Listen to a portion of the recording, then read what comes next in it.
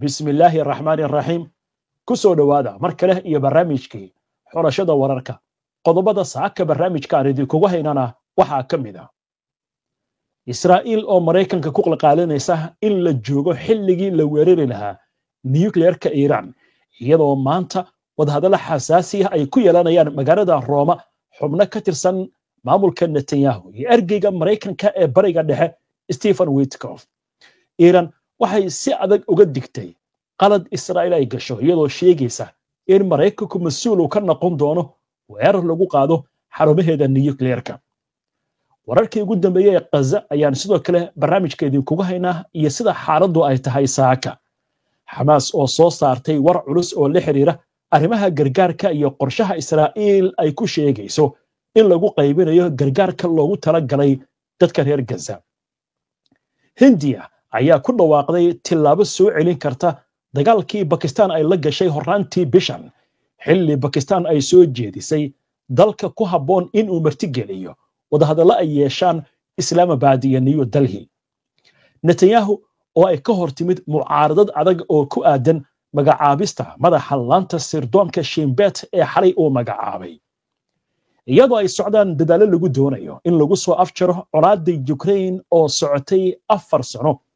ayaa waxaynu eegaynaa 4 sabab oo lagu sheegay in Putin uusan doonayn in dagaalka lagu soo gabagabeeyo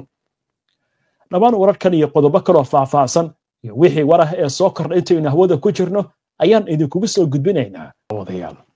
si aad u hesho wararka barnaamijyada iyo macluumaadka aynu halkan ka soo gudbinayno haddii aad ku cusub tahay baraheena bulshada amaba horay aadan ugu xirnayn hadda ku soo biir waana ku mahadsantihiin daawashada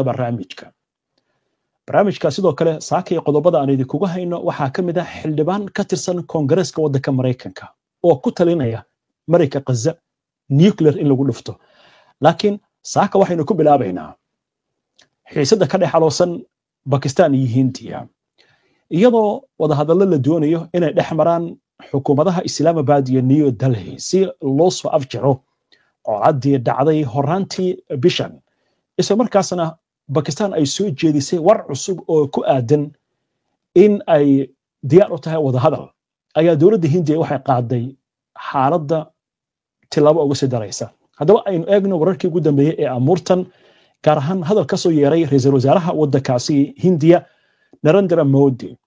isagoo hadlayay habeennimadii xalay ayaa waxa uu sheegay in Pakistan aysan heli doonin biyaha ka yimaada wabiyada Hindiya ay u leedahay xaqa isticmaalka kadib xabajoojintii laga gaaray dagaal 4 maalin socday oo dhex maray labadan wadan ee dariska ee ku hubaysan hubka wax gumaada ee nuclear-ka waxaana la sheegayaa dagaaladaas inay ka dhasheen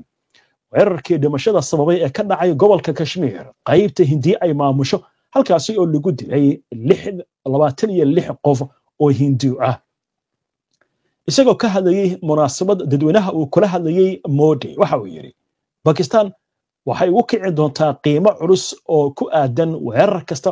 oo argagixiso si la mid ah ciidamada iyo dhaqaalaha Pakistanna waxay la kulmi doonaan qasaare joojinta heshiiska biyaha webiga Indus oo bangiga adduunka u dhexdhexaadiyay labada wadan sanadkii 1960kii ayaa waxa la sheegayaa in Pakistan ay ku tilmaamtay tilaabo caynkaasi haddii ay qaado xukuumadda Hindiya ku dhawaaqis dagaal maadaama biyaha ka yimaada webiyadaasi ay ku xiran yihiin dhul beereedka gobolka Punjab iyo deegaano kale oo ka tirsan waddanka Pakistan arrintaasi oo la sheegayo in Pakistan ay u aragto xadgudub weyn oo lagu sameeyay heshiiska haddaba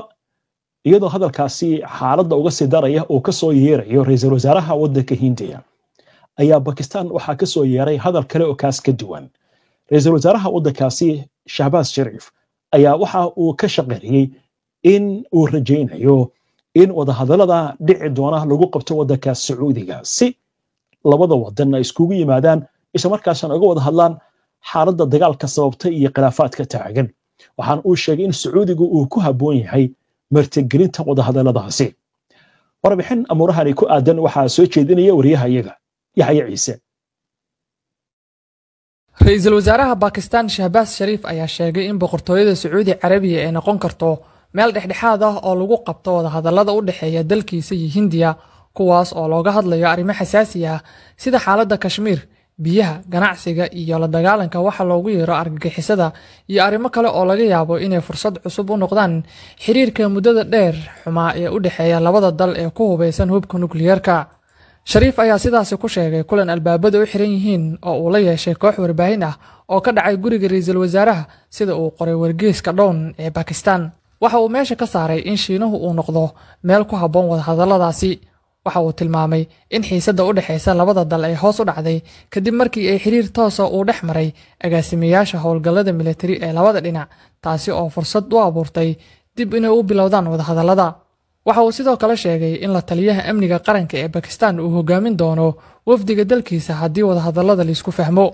Inkastoo India ay si gaar ah uga walacsan tahay argagixisada, ra'iisul wasaaraha Pakistan ayaa adkeeyay in ajandaha wada hadalka marka la eego dhinaca Islamabad oo isku mar ka koobnaado arrimaha Kashmir, biyaha, ganacsiga iyo argagixisada halkii mid looga hadli lahaa. Dalacsiinta taliyaha. Dhinaca kale, arrinta muranka badan dhalisay ee ku saabsan dalacsiinta taliyaha ciidamada General Asim Munir oo loo dalacsiiyay darajada Field Marshal ama shan xidigle. Shariif waxa uu xaqiijiyay in go'aankaas uu yahay mid uu si shakhsi ahaan u gaaray. Si kastaba ha ahaatee, waxa uu cadeeyay inuu la tashaday hogaamiyaha xisbiga BMLN Nawaz Sharif kahor inta uusan go'aankaas gaarin. Markasta waxaan la tashadaa Nawaz Sharif kahor inta aanan go'aan muhiim ah gaarin. Taasina waxa ay sidoo kale ta dhacday marka aan go'aansanay dalacsiintiisa General Asim Munir ayuu yiri. Xiisadda ayaa kor u kacday kadib weerar dhimasho badan sababay bishii Abriil oo ka dhacay gudaha Kashmir, qaybta ee maamusha Hindiya, kaasi oo lagu dilay 26 qofood. Hindiya ayaa ku eedeysay Pakistan in ay taageertay kooxda weerarkaas fulisay, taasi oo noqotay weerarkii ugu dhimashada badnaa ee lagu qaaday dad rayid ah oo ku nool Kashmir tan iyo 10 sano. Pakistan waxa ay si cad u beenisay inay ku lug lahayd weerarkaas. Intii u dhaxaysay 6 ilaa 10 bishii May, caalamku waxa uu ku baraarugay iyadoo Pakistan iyo Hindiya ay halis ugu jiraan dagaal cusub, waxaana la sheegay inuu ahaa khilaafkii militari ee ugu halista badnaa tan iyo sanadkii 1999. Laakiin madaxweynaha Mareykanka Donald Trump ayaa 10 May ku dhawaaqay in xabad joojin la gaaray, taasi oo ilaa hadda u muuqata mid shaqeynaysa sida ay sheegtay wakaaladda wararka AFP. waa hagaag Yaxya aad buu bahsan yahay. wixii warar ah ee ku soo kordha arrimahaasina barnaamijyadeena dambe ayaan idinkugu soo gudbin doonaa haddii aan la idmo. haatan aynu qoraansanno colaadda waddanka Ukraine. iyadoo colaaddaasi ay socoto sanadkii afaraad ayaa madaxweynaha Mareykanka Donald Trump waxa uu xusul duub ugu jiraa sidii lagu soo afjari lahaa colaaddaasi oo ay ku dhinteen kumanayaal kun oo qof oo labada dhinac ah. saacadihii la soo dhaafay weerar xagga cirka ayay iswadaarsadeen ciidamada Ukraine iyo kuwa Ruushka. waxaana Ruushka uu sheegay inuu ka hortagay weerar xagga cirka ah oo Ukraine ay ku soo qaaday magaalada caasimadda ee Moscow. haddaba waxaynu eegaynaa warbixin ku saabsan maxay yihiin 4 qodob ee la aaminsan yahay in Putin uusan ku doonayn in dagaalka uu joojiyo. warbixintaasi oo nin khabiir ah oo ka hadlaya aanad diblomaasi waxaa soo jeedinaysa wariyahayaga Nimca Cabdikariin Timacade. iyadoo la eegayo isbedelada dhawaan dhacay iyo wada hadallada qadka taleefanka ku dhex maray hogaamiyaasha Mareykanka iyo Ruushka, safiirkii hore ee Ingiriiska u fadhiyay Kiev Simon Ethmes ayaa waxa uu xaqiijiyay in madaxweynaha Ruushka Vladimir Putin uu og yahay in Donald Trump uu ka niyajabayo wada hadallada xabad joojinta, taasina ay fursad u siinayso in uu sii wado dagaalka. Simon Ethmes oo la hadlayay wargeyska iPaper ayaa waxa uu sheegay in ay jiraan 4 sababood oo waaweyn kuwaasi oo uu Putin wali ugu dhagan yahay mowqifkiisa. sababta koobaad, Putin waxa uu rumaysan yahay in waqtiga iyo tasiilaadka oo dhan ay isaga u dhan yihiin. Smith ayaa tilmaamay in sababta ugu weyn ee Putin uga cagajiidayo wada hadallo nabadeed oo dhab ah ay tahay in uu wali rumaysan yahay inuu hayo tasiilaadkii uu ku wadi lahaa dagaalka, isla markaana uu waqtiga uu la jiro. Smith waxa uu intaasi ku daray in Putin ay u badan tahay in uu rumaysan yahay in Trump uusan diyaar u ahayn in uu saad kale oo weyn ugu deeqo Ukraine, sidoo kalena laga yaabo inuusan aaminsanayn in Yurub iyo wadamada kale ay buuxin karaan booskaasi. iyadoo 5 meelood meel Ukraine uu Ruushku haysto, Putin waxa uu rumaysan yahay inuu wali haysto fursad wanaagsan oo guul ah, haddii uu sii wado istiraatiijiyadiisa ah in uu si tartiib ah u hormaro. sababta labaad, Trump waxa uu door bidayaa Putin halkii uu ka dooran lahaa Zelensky. Smith waxa uu aaminsan yahay in Putin uu fursad u helay inuu ogaado sida uu Trump u arko xaaladda, isla markaana uu shakisan yahay oo u malaynayo in Putin sabab fiican uu haysto in uu rumaysan yahay in Trump uu la dhacsan yahay isaga in ka badan Zelensky, isaga oo tixraacaya madaxweynaha Ukraine Volodymyr Zelensky. sida uu sheegay safiirka hore ee UK ee Ukraine, kulankii foosha xumaa ee Trump iyo Zelensky ku dhex maray aqalka cad waxa uu muujinayaa waxyaabo badan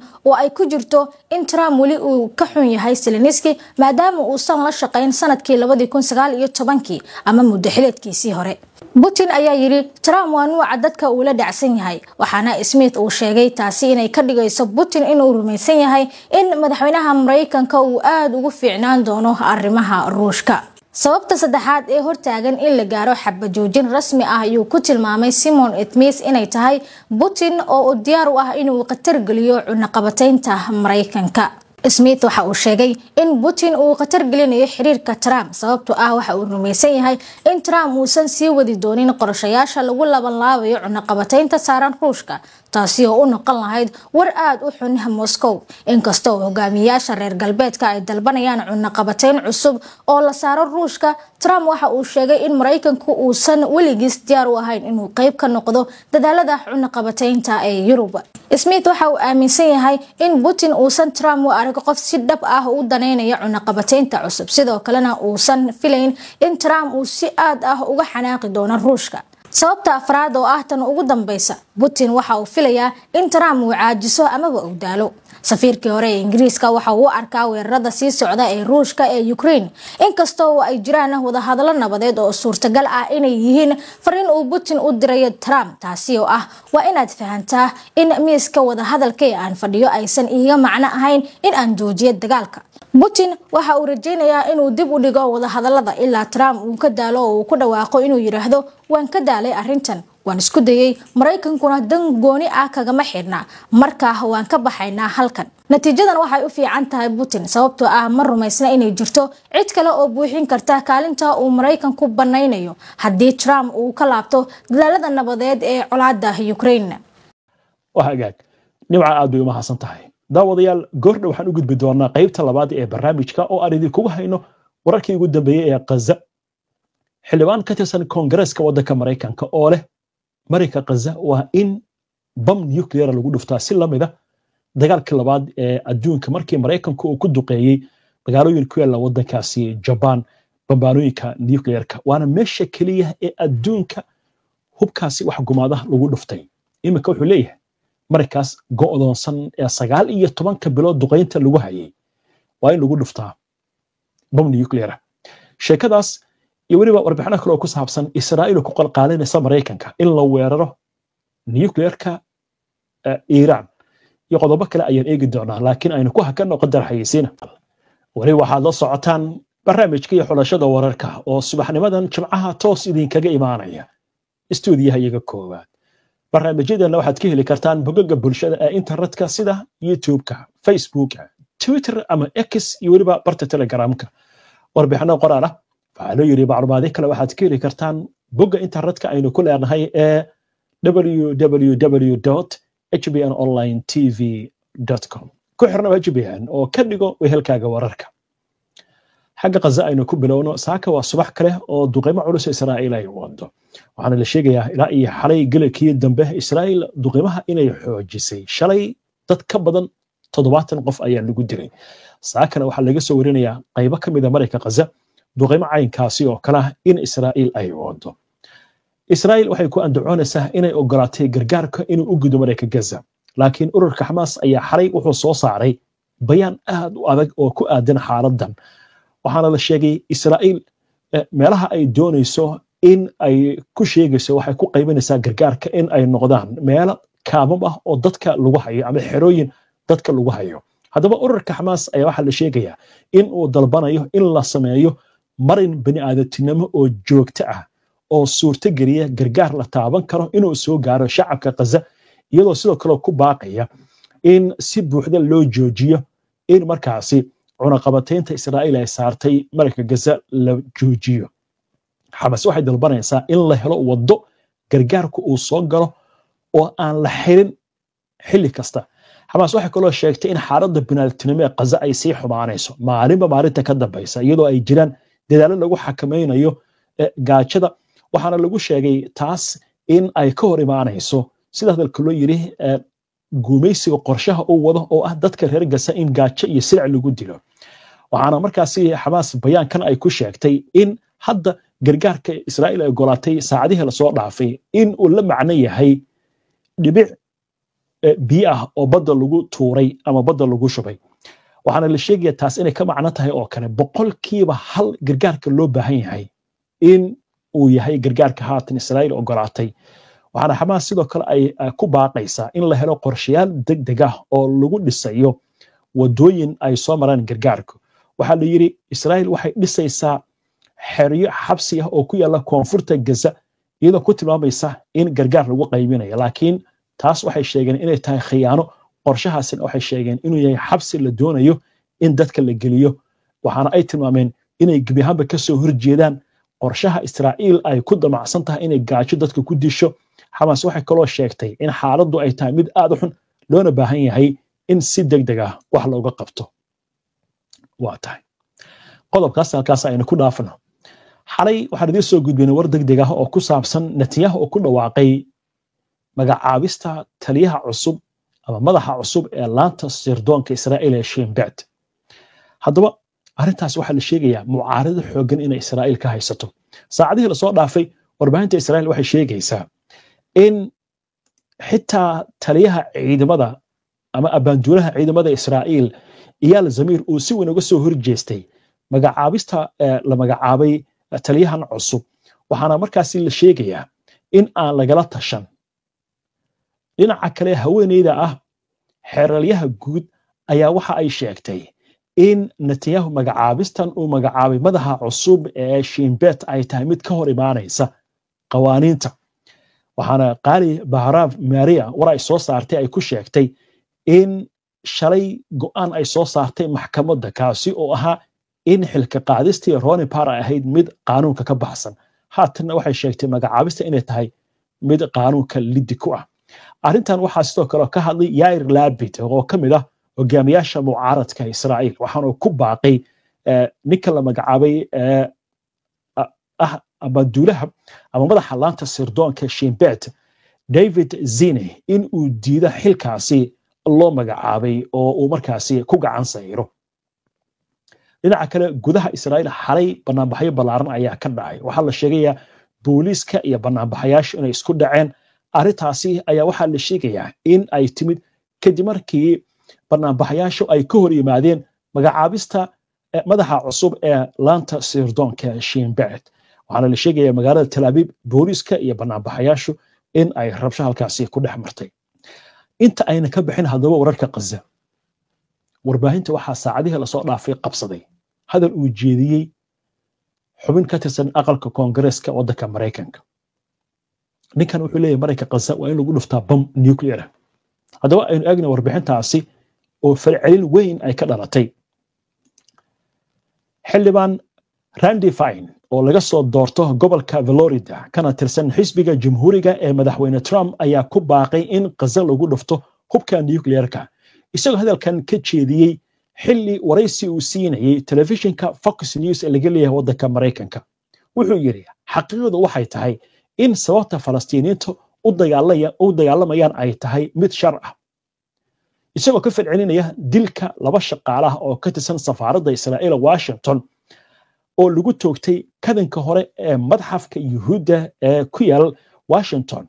ayaa waxa uu intaasi ku daray hadalkiisa xildhibaankani dhamaadka kaliya ee colaadda Gaza waa in si buuxda oo shuruud la'aan ah ay isku dhiibaan dhammaan kuwa taageersan waa sida hadalku yiri argagixisada muslimiinta hadalkiisa oo si ambaqaadaya wuxuu yiri dagaalkii labaad ee adduunka kama aanan wada xaajoon isdhiibid naazigii Jarmalka iyo reer Japan waxaan laba jeer ku dhufanay hubka nuclearka si ay isku dhiibaan reer Japan tani waa in halkan ay ka dhacdaa sidoo kale dhaqan ahaan waxaa jira arrin qoto dheer oo qaldan oo halkaas ka jirta oo la jeedo marka Gaza wuxuu yiri waa in la jabiyaa gebi ahaanba hadalkan ayaa waxa uu kiciyey dood iyo falcelin xooggan maadaama uu xambaarsan yahay baaq dagaal iyo nacayb diimeed iyadoo la adeegsanayo tusaale dagaal oo taariikhi ah si loo gaaro guul dagaalkan ka dhanka Mareykanka Gaza waxaana lagu soo waramayaa ururka u dooda arrimaha muslimiinta ee waddanka Mareykanka ee Cairo loo yaqaan inay dalbanayaan in si degdeg ah loola xisaabtamo mudanahan ka tirsan aqalka Koongareeska ee waddanka Mareykanka arrimahan falcelinta kale oo ka timid waxaa ka mid ah waxaan idin soo gudbinay wararkii ugu dambeeyay habeen hore in madaxweynaha Mareykanka Donald Trump uu si xun ugu qaadqaaday xilli aqalka cad uu ku sugnaa uu ku qaabilayay madaxweynaha waddanka Koonfur Afrika isagoo leh Koonfur Afrika waxa ka socda gumaad lagu hayo dadka beeraleyda ee cadaanka ah xilligaas dabcan waa la socotay intii la socotay Trump wuxuu u shiday madaxweynaha Koonfur Afrika muuqaal hogaamiyaal ka tirsan xisbiyada mucaaradka iyo siyaasiyiinta Koonfur Afrika oo hadallo nacayb ah oo lidi ku ah dadka cadaanka ah oo waddankaasi Koonfur Afrika muddo dheer ka talinayay oo midabta koor iyo faquuq ka waday in beerahooda xoog looga qaato hadda marka waxa leeyahay Trump xilligaasi wuxuu ku doodayay hogaamiyaasha reer Koonfur Afrika ee dadka madow ah hadallada ay sheegayaan inay tahay hadallo u baahan in la isla xisaabtamo oo nimankaasi ku dhawaaqaya iyo haweenkaas ku dhawaaqaya hadallada lidiga ku ah dadka cadaanka la xisaabtamo dadku marka waxay leeyihiin 24 saac kadib mudane ka tirsan Koongareeska Mareykanka oo waliba ka tirsan xisbiga jamhuuriga ayaa wuxuu leeyahay waa in Mareykanka qasa nuclear lagu dhuftaa marka laba wajiilnimaas maxay tahay baa leeyahay Trump markuu leeyahay waa in la xisaabtama siyaasiyiinta Koonfur Afrika oo jeedinaya hadallada nacaybka ah isaga uma jeeda baa la yiri kuwa xisbigiisa ka tirsan muuqaalkan hadda aad arkaysaan oo muuqaalkii loo shiday habeen hore madaxweynaha Koonfur Afrika ninka ka muuqda waa Malema waa nin kamid ah siyaasiyiinta ka dhisan xisbiyada ka dhisan waddankaasi Koonfur Afrika oo leh cadaanku beeraheena bay hore u qaateen oo inaan ka soo dhacsanaa beeraheena hadalladaas Trump wuxuu ka dhigay inay hadalla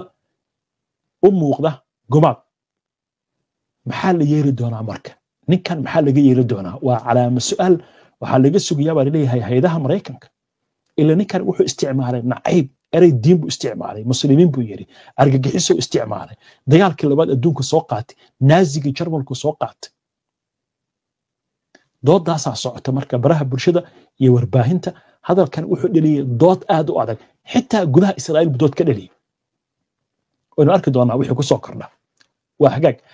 wararka iyaga ugu dambeeyay 48 saac la soo dhaafay waxaan aad uga hadlaynay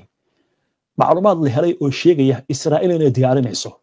duulaan military inay ku qaado Iran gaar ahaan xarumaha nuclearka haddaba maanta waxaa lagu wadaa magaalada Roma inay kulan ku yeeshaan wufuud ka socota Mareykanka iyo Iran inkastoo Iran wali aysan si rasmi u cadeyn wadahadalada inay ka qayb gali doonto iyo in kale laakiin loo badin inay ka qayb gasho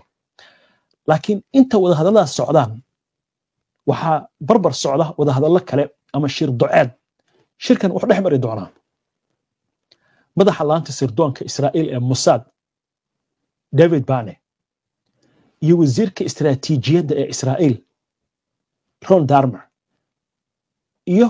wakiilka madaxweynaha Mareykanka ee arrimaha bariga dhexe Stephen Witkoff haddaba aynu eegno warar arrimahan ay warbaahinta Mareykanka ka qorayso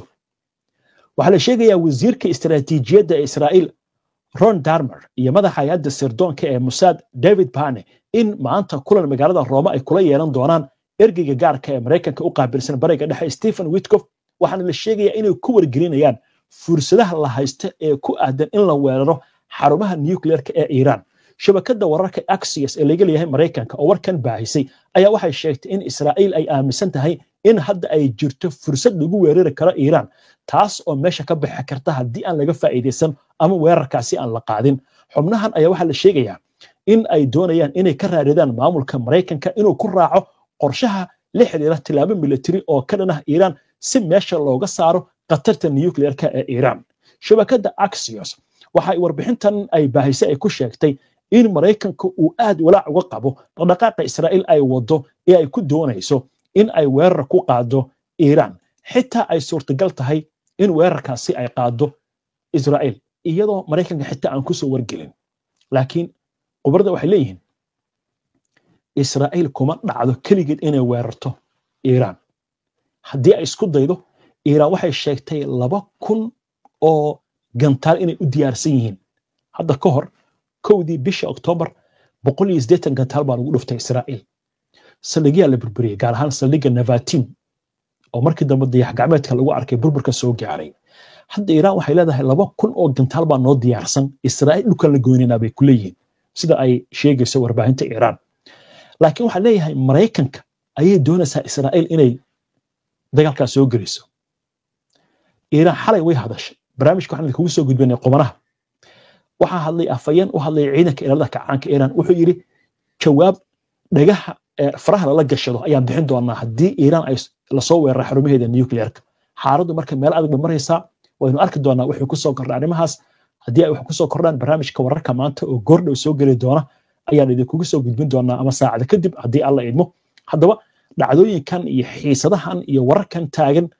meesha aad ka heli karto wararka xaqiiqda ah xilliga ay dhacayaan iyo sida ay u dhacayaan waa HBN Online TV haddii aad ku xiran tahay oo aad ka mid tahay 510,000 ee qof ee ku xiran qaybta YouTube-ka waad ku mahadsan tahay waxna kuma seegin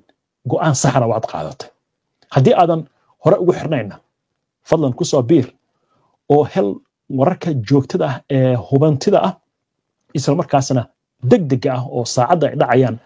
xilliga ay dhacayaan iyo goorta ay ka dhacayaan goobtaasi aan idin soo gudbinayno aad baad ugu mahadsantihiin mar kale daawashada barnaamijka inta ayaan ku soo gabagabeynayaa barnaamijkii xulashada wararka waana mahadsantihiin mar kale jimco wanaagsan nabadgelyo